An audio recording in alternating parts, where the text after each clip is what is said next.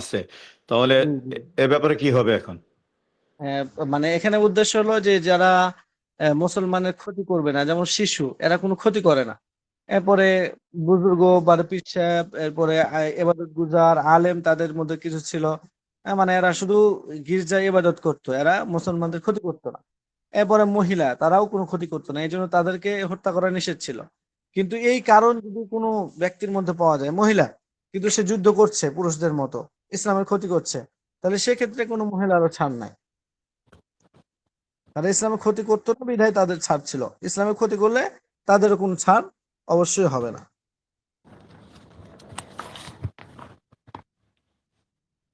আচ্ছা, এরপরে হজের বিধান এখানে বলছে। উম আচ্ছা, এতটুকু আমরা পড়লাম, এতটুকুর এখানে ব্যাখ্যা আমরা পড়লাম। 196 এখন পড়বো আমরা। কি বলছে এখানে? وضحت الآية كيف أداء الحج والعمرة وما يجب على الحج فعله إذا حصل. আচ্ছা, সিফাতুল মুমিনিন আল মুনাফিকিন। আচ্ছা, যতটুকু আমরা পড়লাম এতটুকুর ব্যাখ্যা আমরা মোটামুটি পড়লাম। এখন এখান থেকে আরো ভিন্ন বিধান শুরু করতেছি। এখনো শেষ হয়নি, আমাদের আলোচনা এখনো শেষ হয়নি। যেটা আমি ব্যাখ্যা পড়লাম এটা চলতেছে এখনো। দেখেন, আশহারুল হারাম ও বিশাহরিল হারাম ওয়াল হুরুমাত কিসাস। সম্মানিত মাস, এটা সম্মানিত মাসের বিনিময়।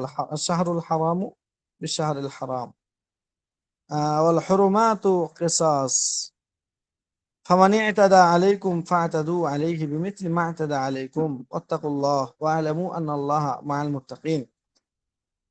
যে যে ব্যক্তি সীমা লঙ্ঘন করবে তোমাদের উপরে, তোমরাও তার উপরে সীমা লঙ্ঘন করো। বিমিসলি মা আতাদা আলাইকুম, যেই পরিমাণ সে তোমাদের উপর সীমা লঙ্ঘন করছে।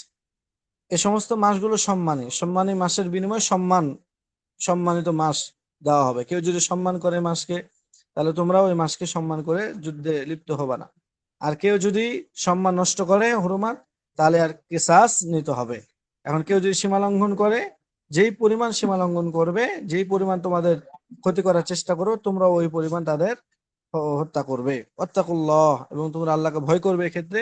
ওয়ালামু, জেনে রাখো, আন্নাল্লাহা মাআল মুত্তাকিন, তাকওয়া অবলম্বনকারীদের সাথে আল্লাহ রয়েছেন। ওয়ানফিকু ফি সাবিলিল্লাহ, এবং আল্লাহ তাআলা হাসাল্লাহু সুবহানাহু ওয়া তাআলা আলাল ইনফাক বিল মালি ফি সাবিলিল্লাহ লিহিমায়াতিল ইসলাম, যেটা বললাম। এখান থেকে আল্লাহ তাআলা ইসলামকে রক্ষা করার জন্য আল্লাহর রাস্তায় খরচ করার প্রতি উৎসাহ প্রদান করেছেন।